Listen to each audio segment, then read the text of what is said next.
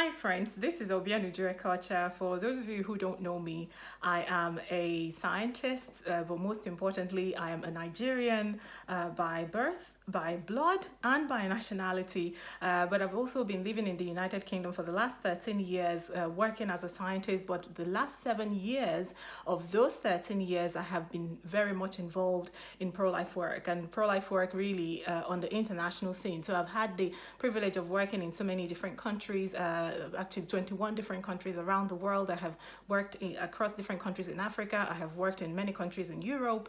I have also worked in North America and Latin America. So it's been quite a privilege.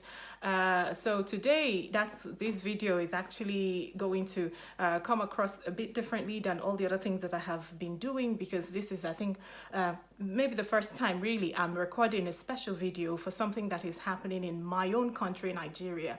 So do bear with me, because this is very much important to me, because it's a pro-life issue, but this is also very much important to me because it's happening in my own country. So I just need to talk about what is going on, or what has been going down in Nigeria for the last couple of days. A friend of mine had sent me an urgent message a few days ago saying that Marie Stopes, the abortion organization, has been raided in their branch in Lagos.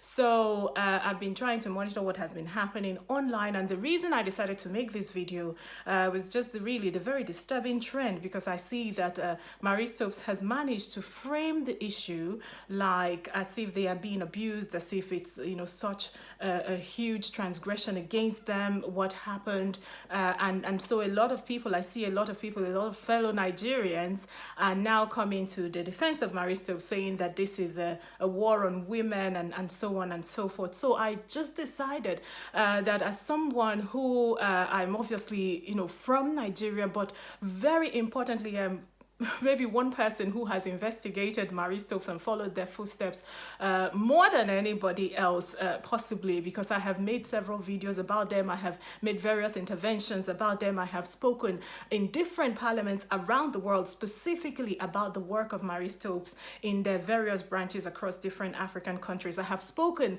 and shown a video at the British Parliament sometime last year about Marie Stopes. So please permit me to speak about this like someone who knows this organization really much better than the average person. Marie Stopes, an organization working in the name of increasing access to family planning services. Obianuju Ekiwacha, the founder and president of Culture of Life Africa, faults Marie Stopes for perpetuating illegal abortions on the continent. Here is a short video clip of Paul Cornelison, Marie Stopes' program director from South Africa, speaking about how Marie Stopes provides illegal abortion all over the world. He said this at a conference in London back in 2007. As you will see in a moment, the situation in 2016 is still the same. And then there's various options, once we open a center there, we do illegal abortions all over the world. And in a way we can help people, we're just over the border from Johannesburg to Pretoria. We can even women with big need, try and find a way to commute them backwards and forwards. There are various things we can look at if we can just get our foot in the door there. We spoke to a young African woman, a nurse who had worked for Marie Stopes International in the western region of Uganda. Some viewers may find her description of Marie Stopes' abortion practices very disturbing. I entered thinking it was a family planning organization, but they disguised that, and through the induction it becomes different, and it's all about abortions. And it's good to point out once again that abortion is not legal in Uganda. So what did you think when you saw this? It was a blow. I didn't think there was an organization that was going against the rules of Uganda. I also didn't think that it would be that gross that an organization would think about abortions. I thought they would uphold lives. It was a surprise. As much as Marie Stopes disguises as doing post-abortion care, Right. it does real abortions.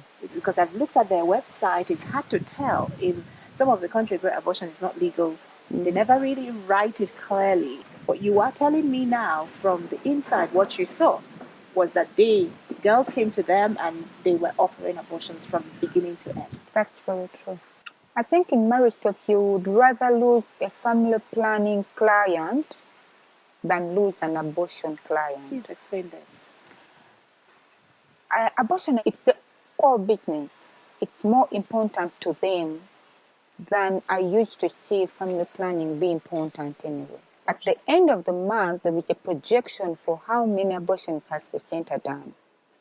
So the client has to be convinced and you make sure the abortion is done. Anybody ever cry or anybody ever say? Oh, they cry all the time. The procedure in itself is painful. They make a lot of talk noise. about some of the procedure, at least as much as you can, that you know and you're comfortable to talk about. What happens then when it's time? They go into the abortion room. Yes.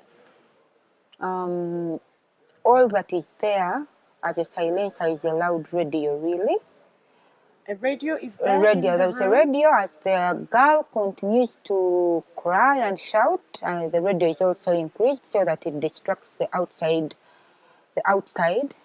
from the inside. And who is there with the girl? The medical officer, the clinical officer. Or two people, or who? There is a clinical officer doing the procedure, and the nurse is here talking to the woman to distract her from the pain. That is here on the head side. And she keeps on distracting, asking the girl, how are you, where are you coming from? So she gets distracted from the pain. And the clinical officer is acting on the client and doing the abortion. And the medical officer is a doctor or not a doctor? He's a medical assistant. So a medical assistant is the one performing this abortion? Yeah. So this is also good to clarify that Marie Stopes, in this, at least while you were there, as far as you saw, they were not even using doctors to perform abortions. No, they don't use these doctors. Abortions are not even legal. No, they don't use doctors. A doctor works with family planning procedures. They use manual vacuum aspiration. So MVAs. MVAs, yeah. It's a very painful procedure, by the way. It's a painful procedure? Yes, it is. They cry, they scream out loud. And when they do, what happens? The radio is increased to distract the outside. So while this is going on, the girl is screaming in the abortion room. Oh, yes, she is. And the radio is increased louder. Yeah. Wow. This is incredible. And this happens routinely. This is not just one girl. This is for many of the girls that come through. Yes. So they do this suction aspiration, and then what care does the girl get afterwards? Painkillers and antibiotics.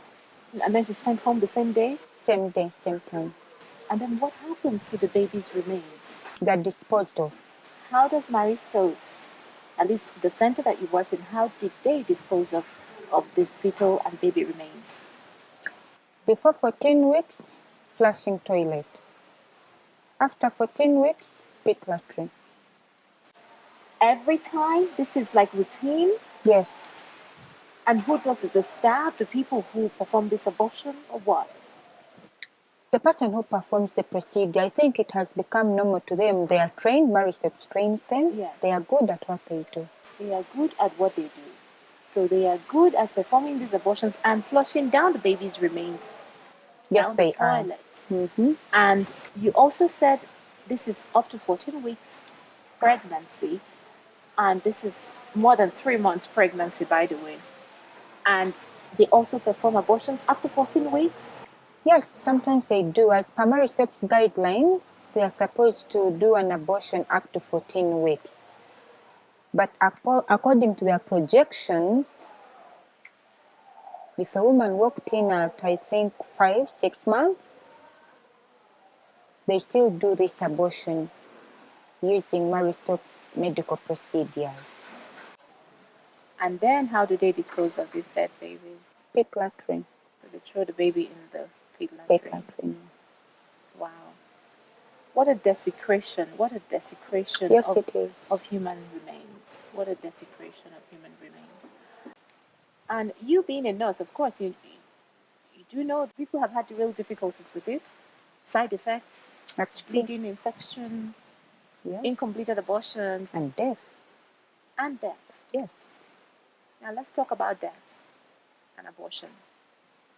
While you were in marriage stoves, did you ever know anybody die? Because they always say they're promoting safe abortion. So from your experience from within marriage stoves, did people die? A number of them. People died, and then what happened? Yes, people died. What I'm so sure is that most of these families are poor families. Poor girls coming to have abortions? Yes, desperate girls. Yes. Yeah. And that's why when you do the service, this person, an abortion client, is not accepted to remain at the clinic. You do the service and make sure the client goes.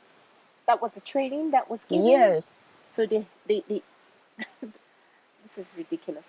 So they made sure they sent clients home, Yes. no matter what. Yes. And knowing that abortion procedures, some of them are actually quite high risk. That's true. That a patient could have an abortion and begin to bleed. Yes. But Maristops trains their staff so that they must send women home, no matter their condition. When I was in Hoima Center, lost a client because of overbleeding. She was a radio presenter and she did this procedure from Hoima Center, and she went back home and she bled and died. And when abortion causes the death of a woman, abortion that has been provided by Maristops, what do they do? Depending on how the family comes up to complain. If the family doesn't come out, then it is a concealed case. And even if you came to the center, you wouldn't get evidence that your daughter was here, because we don't do abortions. Maristops shows that it does post-abortive care. Which is not post-abortive care, which is what you're saying And now. even when you come looking for records, Yes. for example, if you walked in, you sign a consent form. That consent form, you explain to the client, because abortions are illegal in the country, we cannot put that you're going to do an abortion. Even here in Ethiopia, we have heard of a story, a 16-year-old girl who has gone to Maristops International to get abortion, where she sustained uterine perforation, and then she had a serious infection. And a friend of ours, a nurse, told us that she was brought to the hospital where she was, and hysterectomy was done at the age of 16. Imagine. You have been affected by abortion in a very deep way. Can you please tell me what happened? Okay. When I was 18, I just completed my high school, and I got myself involved in a relationship that I got pregnant, and I was a very naive girl. I didn't know about abortion much at that time, and when I spoke to somebody who was very significant to me, a family friend who I looked up to, they told me that they would help me to take care of it. I didn't know about abortion at that time, but he actually called a nurse who apparently worked for Maristops, and this nurse connected us to a doctor, a clinic where they perform abortions. One of the clinics that are under Maristops or have been trained by Maristops to perform abortions, and that's where I went for my first abortion. Because I was very naive, I was on my second trimester when I was going through this abortion, and I was not put under any anesthesia. The doctor just went on, and I remember screaming and crying and trying to crawl out of that bed, and just wanting someone to help me, but there was no help forthcoming. And after the procedure, he showed me the pieces of my baby, and then I performed my second abortion in Maristops in Isili. I knew where to go. I just had to Google where Maristops were, and of course, from my university, I had heard that day, particularly Marie stops at Isli. I mean, that is where this happens. And went to Isli Clinic, where I saw a doctor. Shortly, I found myself on an operation table. And in about 20 minutes, my baby was gone. I walked in there and I walked out without my baby. Marie, hello. Hello. Hi. Hi. Is this Marie? Yes, this is Marie. I have a girlfriend Yes. who has left. She's pregnant, and All right. it's around 3 months. Okay. Now, what she can do, she can visit our clinic in Kangemi. We have a clinic in Kangemi. Mm-hmm. So she can get the abortion if you help Yes. me. Yes. Is it usually safe? Yes, it's very, very safe. Very safe, actually, yes. We do it in a very professional manner. It's a pill or a surgical method, either of the two. The doctor will advise. Marie Stopes is performing illegal abortions in Kenya. Got promoted to the admin assistant in now the Marie Stopes organization. One of my responsibilities was a toll-free line, and this I carried everywhere, even at home, where women will call inquiring about abortions, and my work was to refer them to doctors nearby. Abortion in Kenya is illegal.